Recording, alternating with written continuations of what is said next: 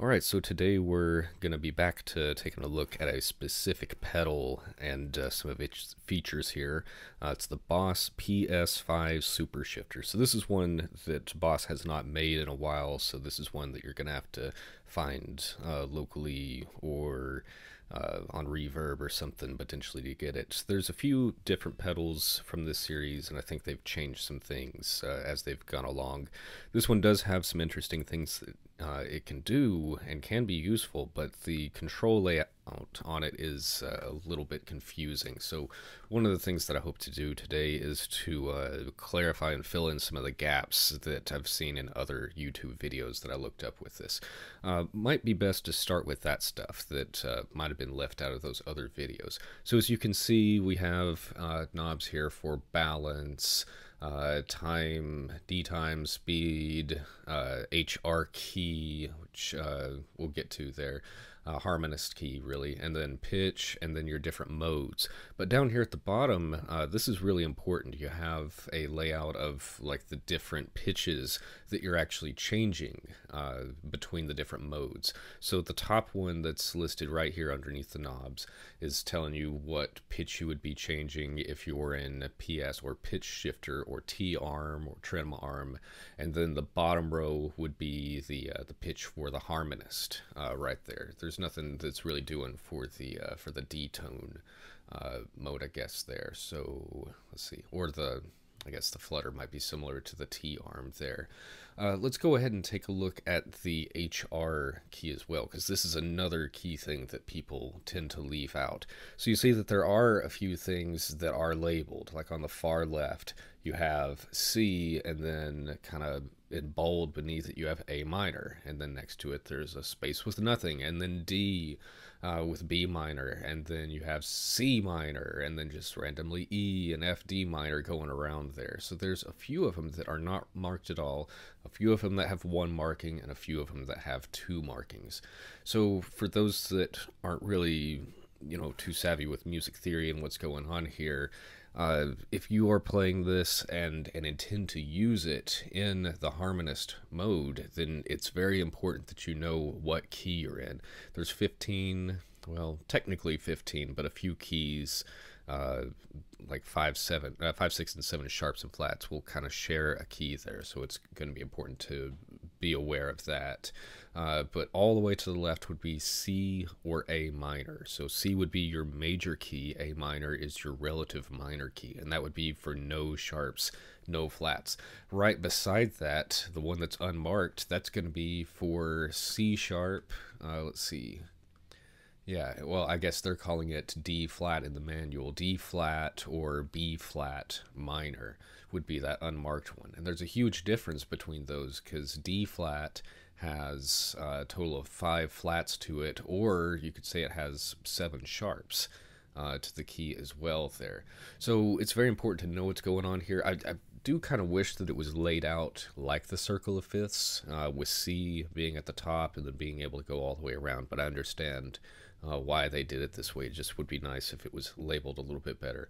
So A minor and C, B flat minor and D flat major, D major B minor, C minor and E flat are going to be on that one, E major and C sharp minor, D minor and F, G flat major and E flat minor, G major, E minor, A flat major, F minor, A major, F sharp minor, B flat major and G minor, and very lastly we have B major and G sharp minor. Now again, it makes sense that they're laid out in that way, except that they're not exactly labeled the best here, so it might be kind of hard to find what you're looking for if you're not really sure what you're looking for. So just there is a handy guide in the manual with this. Looks like it's on page 18, that shows the key settings, and then a little diagram that would help you out on that. Let's hear a little bit of the sound demo with this. So I'm playing my Fender Strat. Let's put it on that setting. And it's very important with this pedal to make sure that you are in tune, because it is listening and responding to pitches that match up with A440, which is what most people are going to be using here. With the balance all the way to the right, I'm going to be hearing the affected pitch right away when I turn it on here. And I'm going to get to the expression pedal, but let me start with it like this, because this is how you might start with it.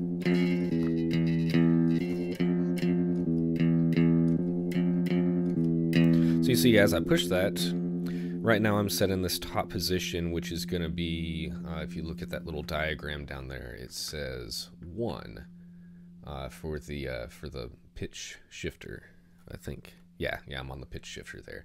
So it has that little 1, which means that it's taking me up the equivalent of 1 fret. If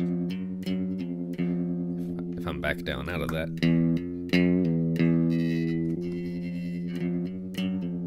And I know you can probably hear a little bit of my string noise that might affect some of the tones, so just consider that it's going to sound a little bit better than that.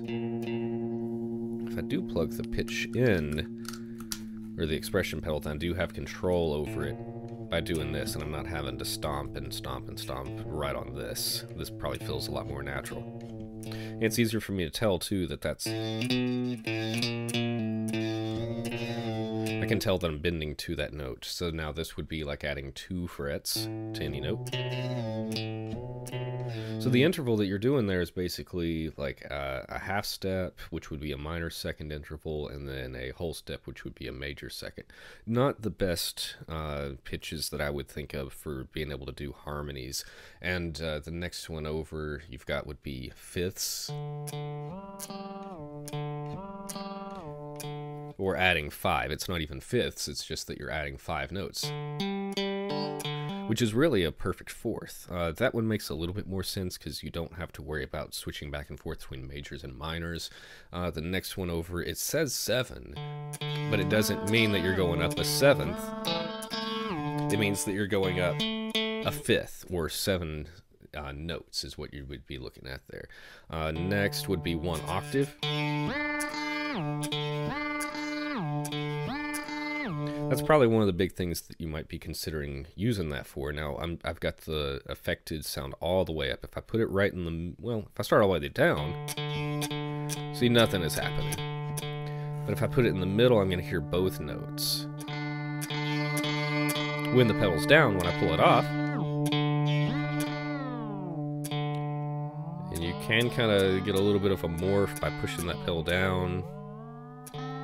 Not hard to be exact with it, though. It would be really cool if on the thirds, which really this one doesn't have thirds, it just has 1 note, 2 notes up, 5, 7, 12, and 24.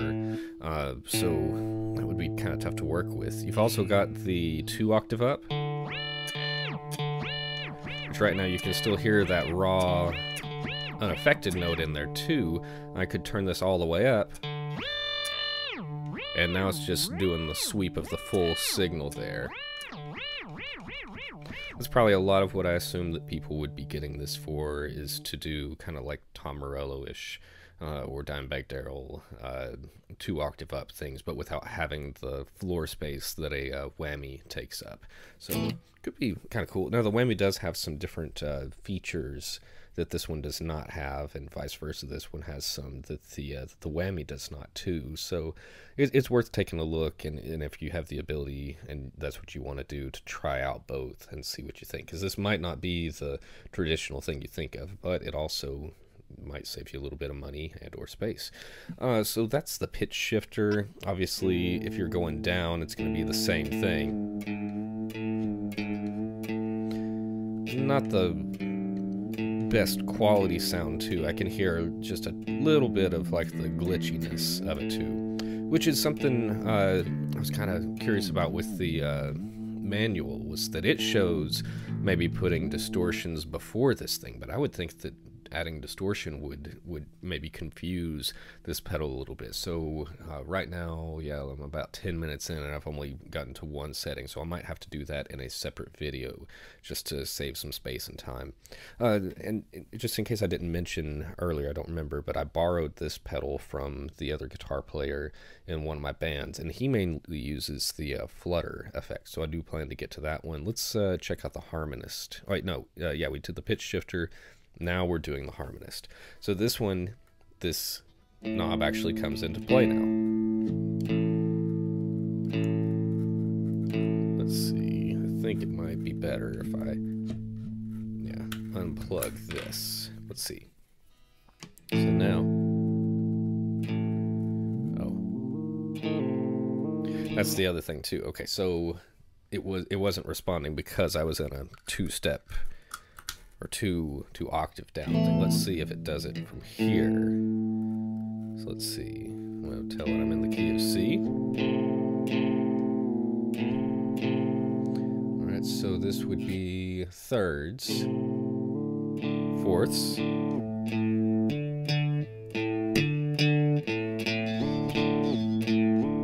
yep, definitely going up a fourth. So that first position was a third. Is it a major or a minor? So it's going up only a minor third. It would be nice if there was a way to shift back and forth between a minor third and a major third, because all songs are not just going to be, or all the keys, especially if you're playing on thirds, you're going to have to shift back and forth between major and minor thirds. So don't know that that one's super usable. Fourths being perfect chords, you could get away with it a little bit easier.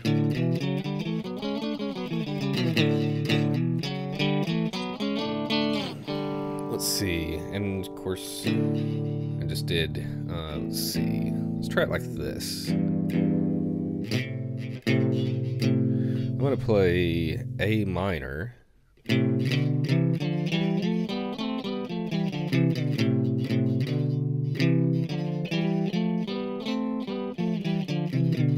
If I play C major instead. That was weird. Let's see.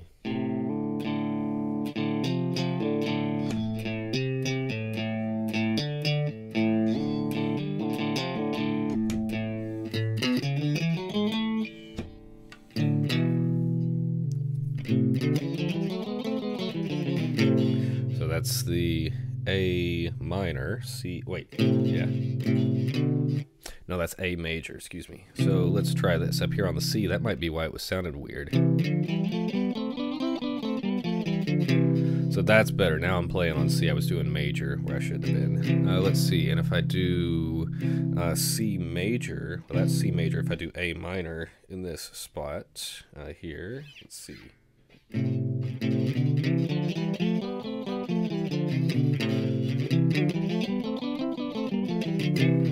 I guess that kind of works. It's not my favorite sound. I would definitely prefer to have another guitar player playing along with that. That would be fourths. Let's see on C. That one almost sounds kind of funnier. Say like on that note right there. Let's see. Then we'd have fifths.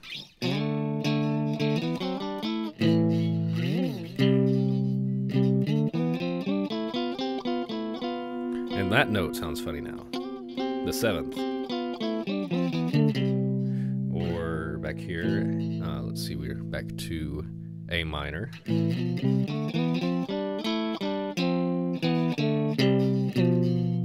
Now it's the second note because of how I shift there. Interesting. So, not favorite. Let's see, this is the minor sixth. Or let's see, is it minor or major?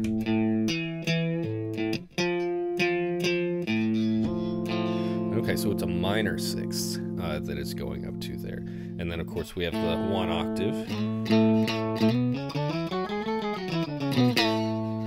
Or C major. Let's see. I guess in this one it really doesn't matter since it's a one octave what key you're doing, because it's just going to provide the one octave up from there. And, of course, two octaves. Let's see, if I put it back to an interval that shifts like the thirds or the sixths, I think it's going to be more obvious when I flip through. Hear how like it's that note, the A note, doesn't change for this, but then it changed, went up, right back down, back up, down, up, down, up, down, stayed up until the very end, right, well, it stayed down until that one right there. So you see how notes are kind of shifting up and down a half step depending on this little guy right here. So probably not the main use that I could even recommend for this. I think, especially now in 2024, there's plenty of other good options for that same type of thing. In fact, the pitch shifter and harmonist, I've got both of those in the TC Electronics plethora, and I think they have a few more options to them. What those don't have, though, would be like the detune feature, which would be available on the Digitech pedal itself. It's almost kind of like a chorus. In fact, it's actually pretty nice. And what does the balance not do? So that's going to be like the amount, and then that's going to change some of the parameters of that too. You can even hear it changing. Now in this one, I don't think, yeah, the pitch doesn't do anything.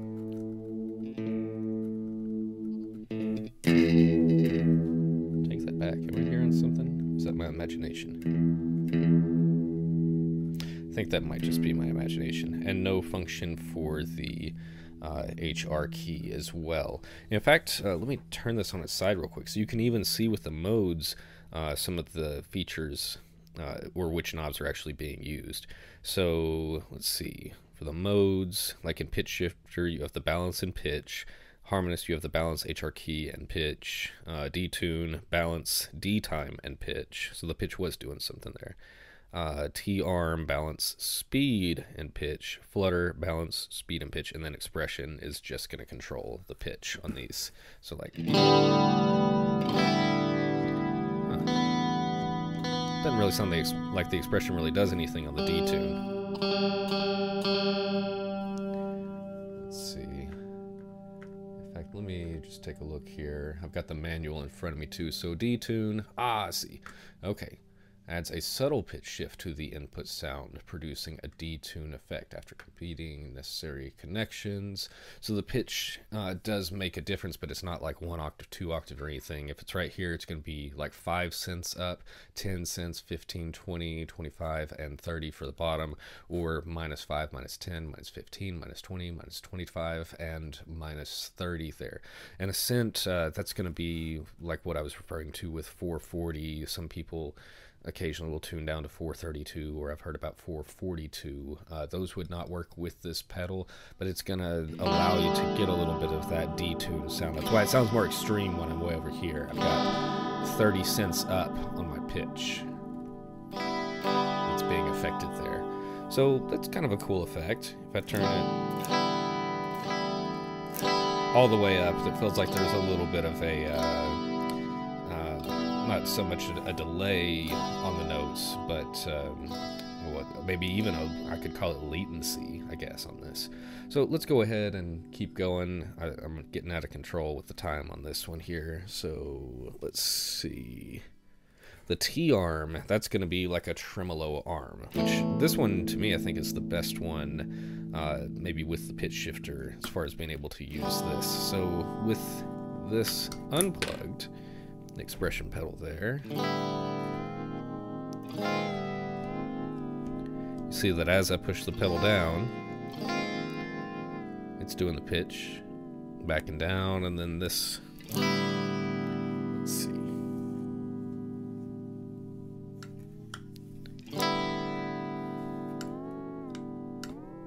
So see, as I turn the pitch, it's going higher up. So that's like your 2 octave, but it's more like on command. You know, you just push it down, you lift up, and it goes away. You don't have to worry about like a double tap like you would with the, if I'm on the pitch shifter. You gotta tap it once to get it on, and then it stays on, tap it again. If you want something faster, go for that right there, the T-arm. And it'll stay like that as long as you hold it up there. Oh, the other thing too, so the pitch shifter in this, it can kind of handle multiple notes, but you hear it kind of glitching out. With the harmonist, you definitely don't want to be playing chords. You want to be playing just single notes for that to behave the best. If you hit it with a chord, it's going to sound like this. See all that like glitchy mess there? You might want that.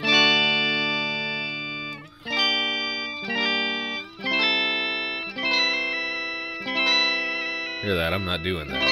It's the pedal. Getting kind of confused on what the notes are doing there. So back to this. So you can go up to 2 octaves up or 2 octaves down.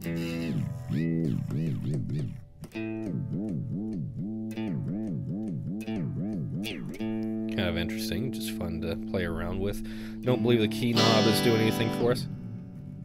Doesn't sound like it. And let's see, this knob right here obviously is changing the balance. Almost feel like you can still hear a little bit. Yeah, maybe that might just be my imagination, but this other knob back here,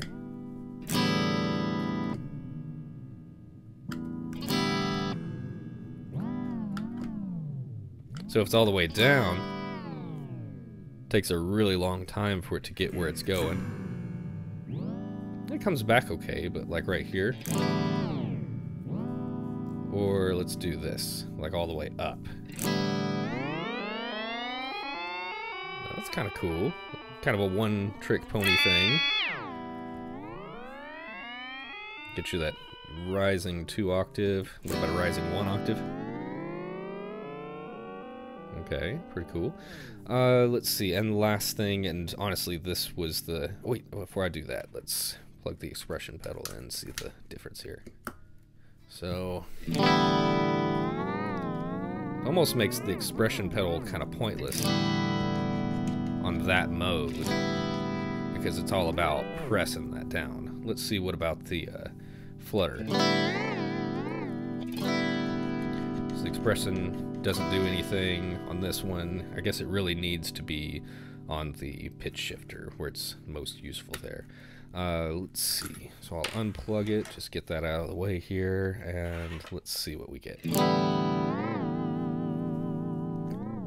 So see how it goes up and then back down quickly. So even though I'm still holding the pedal down, so I think he uses it, the other guitar player that let me borrow this, I think that he uses it just for flutter on the 2 octave, like. And you can adjust the speed of that too, so see, that one takes a while, or, and that one stops really quickly too. So you can kind of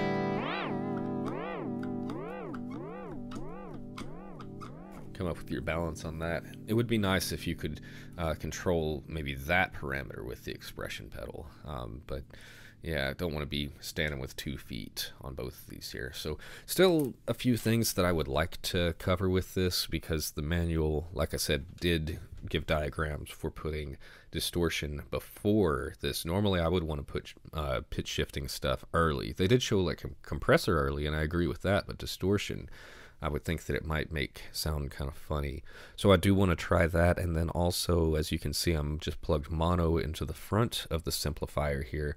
I think this also deserves maybe a look at what it would sound like going through the effects loop of this and then returning in stereo, and what that would sound like. But I think this is a good starting point for us. Let me go ahead and wrap this one up for today so that I can get onto that other stuff with it there. But thank you very much. I hope that this is helpful and maybe filled in some of the spots that other videos have left out with the Boss PS5. So thank you again, and I will talk to you soon.